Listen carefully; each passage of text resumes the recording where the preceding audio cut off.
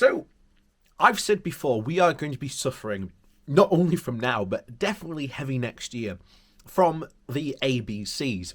That's austerity, Brexit, and COVID. All three of these things are going to mix together to create an absolute perfect storm. And we are seeing at the moment two things mixed together, which is COVID and Brexit, which are creating and mixing together to create sort of a employment crisis here in the UK. And of course, this is having a massive knock-on effect, especially in the supermarkets. I mean, we had the London Economic very recently basically had someone who works in the supermarket logistics chain basically come out and say, this isn't COVID that's affecting the supply chain. No, it's Brexit that's doing it. Now, of course, COVID definitely is having a significant effect on this, and I think part of why it's gotten so bad is because COVID has sort of accelerated in a way. It's literally just put its foot on the gas pedal and just accelerated the problems. So we're seeing a lot of these, employment problems in these industries and the supply chains going from 0 to 60 very quickly because of COVID. And remember, checks at our border haven't yet been fully implemented.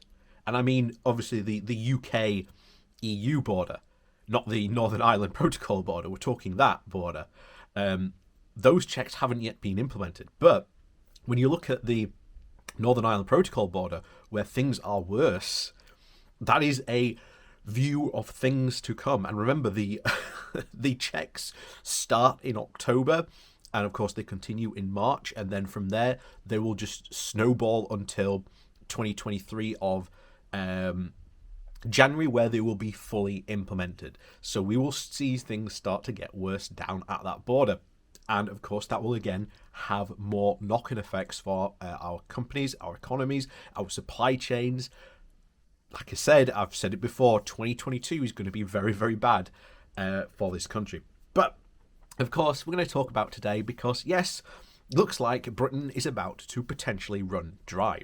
So, before we do jump into that story, please do remember to hit the like, share and subscribe button. And of course, down below there are links to my Patreon page, as well as one off-donation link called Buy Me a Coffee, where you can, buy me a coffee.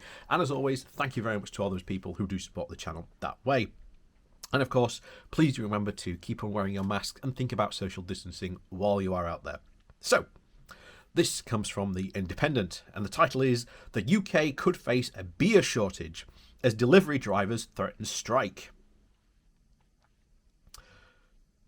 So the UK could face severe beer shortages as delivery drivers are threatening to strike amid a pay dispute. Delivery drivers at XPO Logistics Drinks, which handles around 40% of beer deliveries across the UK, were offered a 1.4% pay rise, which they say is not enough. The drivers say that they have failed to receive a pay rise last year due to the pandemic, with some losing up to £10,000 each due to furlough and a lack of overtime, and a larger pay increase is necessary. Unite the Union called the proposed pay rise a paltry nothing, in that it was below the current inflation rate of 3.9%.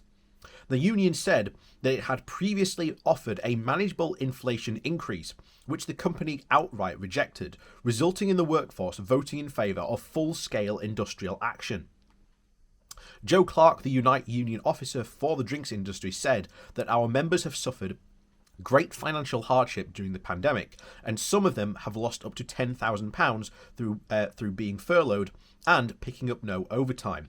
Meanwhile, the drivers and their mates and their warehouse staff are all working flat out currently to meet the high demand for beer volumes in the pubs as society starts to reopen. However, a beer drought could result in if our members did vote for industrial action, because they make up 40% of the beer deliveries in this country. This disruption will be on top of the pingdemic that is already hitting the sector. Mr. Clark continued to call upon XPO Logistics Drinks to enlarge the meaningful the talks around a decent pay increase for their members. Unite will be balloting around 1,000 logistics drivers and associates and warehouse staff for the strike action over the offer. The ballot opens on the 28th of July and will close on the 9th of August.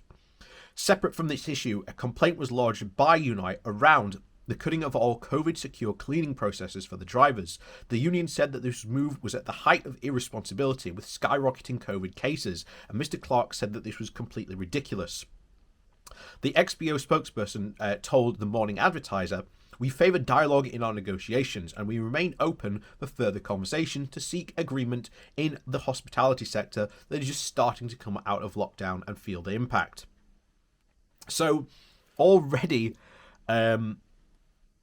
this strike potentially on top of, again, the pingdemic. And again, it's not the pingdemic. It's got nothing to do with people being pinged. It's just the fact that we have lost access to a large pool of workers. And because they're, again, not there anymore, then we can't have access to them.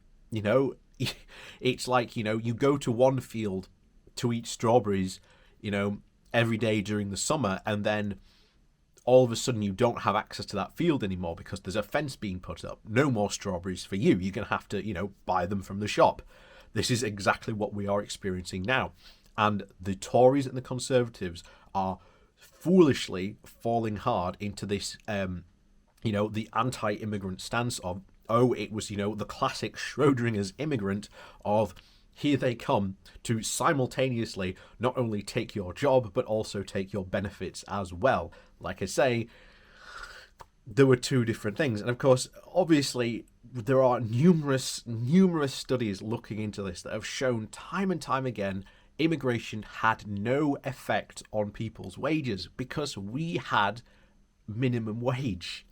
We have that as a rule in our country. So there is a minimum wage that this is. And if you want higher wages, well, then maybe, you should unionize in your workforce and, start to push for higher wages.